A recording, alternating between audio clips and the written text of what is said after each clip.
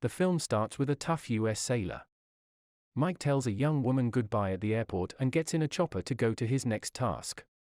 In the next scene, Mike and his scout Tommy are waiting for their target on a cliff overlooking a desert.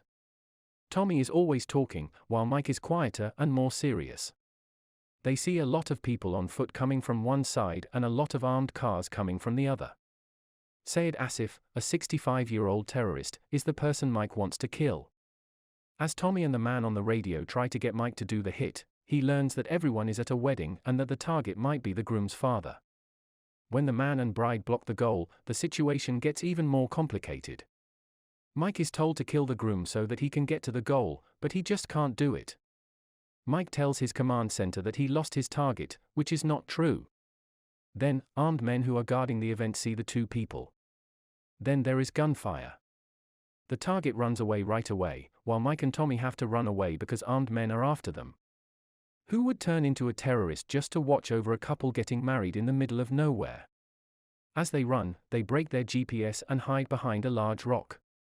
When the armed men start going toward the rock, Mike quickly comes up with a smart way to divert their attention. After getting away from the armed men, the two ask to be rescued, but they are told they need to cross the desert to get to a town 5 hours away, where they will be picked up. They started walking, and they had to deal with sandstorms and very hot weather. Tommy tells Mike stories about his son back home. When Tommy sees that Mike is quiet and seems to be upset, he makes Mike talk. Mike says that it's hard for him to ask his love Jenny to marry him. Tommy makes fun of him for being so scared, but he also tells him that weddings can be hard at first, but you get used to them over time. As they walk through the desert, the wind blows a warning sign right up to where they are standing. Mike takes the sign seriously because he knows that in the last 40 years, 33 million bombs have been hidden in the desert. Tommy tells him it's just a trick the Berbers use to scare away enemies. Mike is still going slowly because he is thinking about the danger sign. Tommy walks backward a few yards in front of Mike, making jokes about how Mike is always thinking too much. A click is heard, and then there is an explosion. Tommy's foot had hit a landmine. Mike takes a step toward Tommy, and where his foot just hit the ground, he hears another click. He is briefly deaf. He just stops moving. Sand from the blast is starting to settle down. Tommy lived through the blast, but his legs were cut off below the knees. Tommy screams and shakes because he hurts. Mike can't move, so it's hard for him to calm down Tommy. When nothing else works, Mike brings up Tommy's kid. This gives him a little push, and he is able to use the morphine that Marines carry in their front pockets to give himself a shot. The pain takes over again as Tommy tries to reach his radio. Mike offers to take his foot off the landmine to help Tommy when he sees that his buddy is in pain. Mike thinks that the landmine he stepped on might be old and no longer dangerous. Tommy tells him not to, and Mike pulls out his gun and points it at his head to stop him. He tells Mike that no matter what, he must stay alive, and then he shoots himself. Mike can't help but scream in pain. He is all by himself in the desert and can't move. Soon, he gets tired of standing and kneels down. Mike figures out that he needs to get the radio next to Tommy, which is a few yards away. He ties his shoelace to an axe and pulls the radio bag toward himself. But he finds out that the battery in the radio is dead and that the spare is on Tommy's body. Mike is sad, but he comes up with a new plan. He comes up with a homemade way to use solar power to charge the radio. Mike is then able to get in touch with his bosses. He asks to be taken away right away, but rescue helicopters can't fly to where he is because of the regular sandstorms. If everything goes well, he will be saved by an escort in about 52 hours. Mike gets annoyed by the answer. The major then tells Mike to try digging a hole and jumping in it, which would only cause him to lose a limb that would not be life-threatening. Mike chooses to tough it out and wait for help. He sets a timer on his watch to tell him how long he has to go.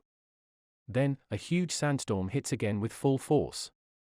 He stays in one place and waits for it to be over. When it's over, the first thing he notices is that Tommy's body is right next to him, but the radio is too far away for him to reach. Time goes by. Mike runs out of water and becomes more and more desperate, to the point where he sometimes thinks about killing himself with a gun. Then he sees a Berber coming toward him in a zigzag pattern. Mike tries to tell him about the landmine, but the Berber acts like Mike, which seems to be a joke. Mike needs to move forward. Then he takes Mike's water bottle and runs off into the desert. Mike is so thirsty and desperate that he drinks his own piss until he sees a little Berber girl coming toward him with his water bag. She gives it to Mike, who is glad to see that it is full of water. Mike gets something to drink. Even though she doesn't say a word, the girl's toy soldiers seem to tell Mike that he needs to get off the mine and move on. Mike tells her that he can't move and asks the little girl to get him his radio, but the girl doesn't understand. Mike is so desperate that he yells too loudly and scares the girl away.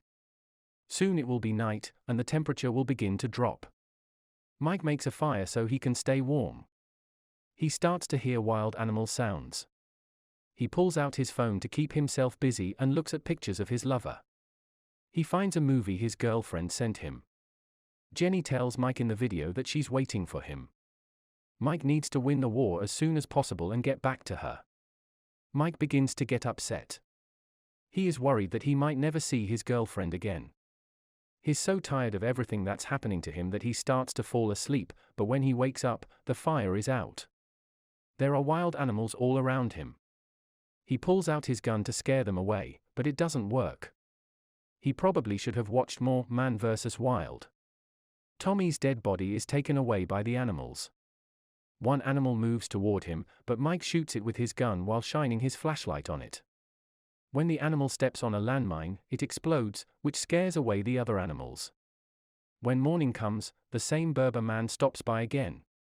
He tells Mike that he is very lucky to have made it this far, even though he stepped on a landmine and spent the night with wild animals in the desert. He asks Mike to come forward again, but Mike doesn't do it. Mike tells him that since he always walks in the same way, he probably knows where the mines are. The Berber says that he doesn't know where the landmines are and that he only goes in a zigzag pattern because it is safer than going straight. Mike asks him again to go get his radio. The Berber man finally agrees and gives Mike the radio back. He then leaves. Mike looks at his watch and sees that the help is still 24 hours away. He starts to see things slowly. Mike sees Tommy come back to life after he has died. Mike's made-up friend Tommy keeps him going and tells him that he will be okay. The sun goes down again, and Mike starts to think about all the mistakes he has made in his life. He starts to feel bad that he left Jenny alone and went to the mission instead. He is surrounded by animals once more. This time, not even exploding mines can stop them. Mike starts shooting at them in the dark without knowing what he's doing, but the animals still attack him. As he fights off the wild animals, he gets lost in his thoughts. As soon as the sun comes up, Mike goes back to reality. All of the wild animals that attacked him were dead around him.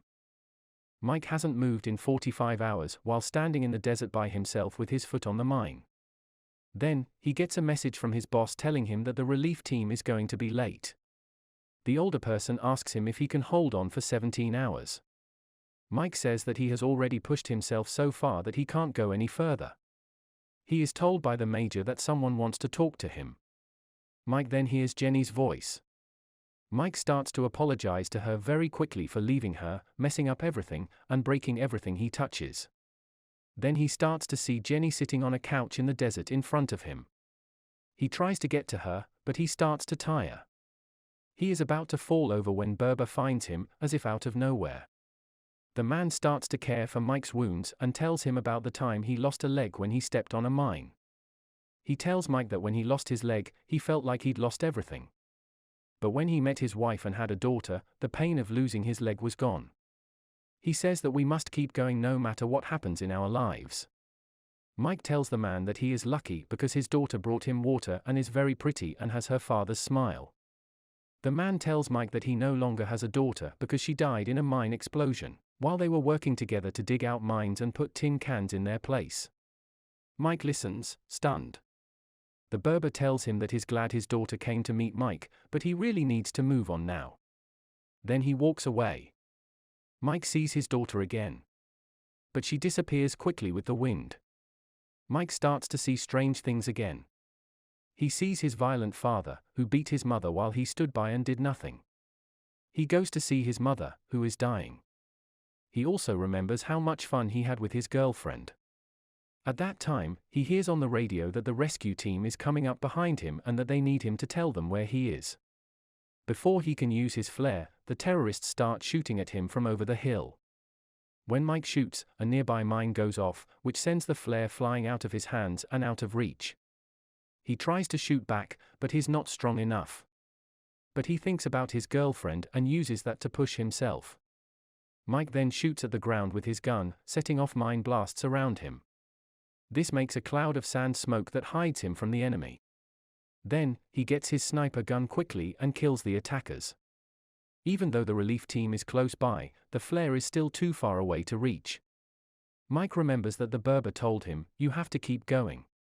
He puts his trust in God and moves forward. Nothing happens, nothing blows up. He finds out that the mine he stepped on was actually a tink and that the Berber's daughter probably put there when she was still alive. The man in the village is right.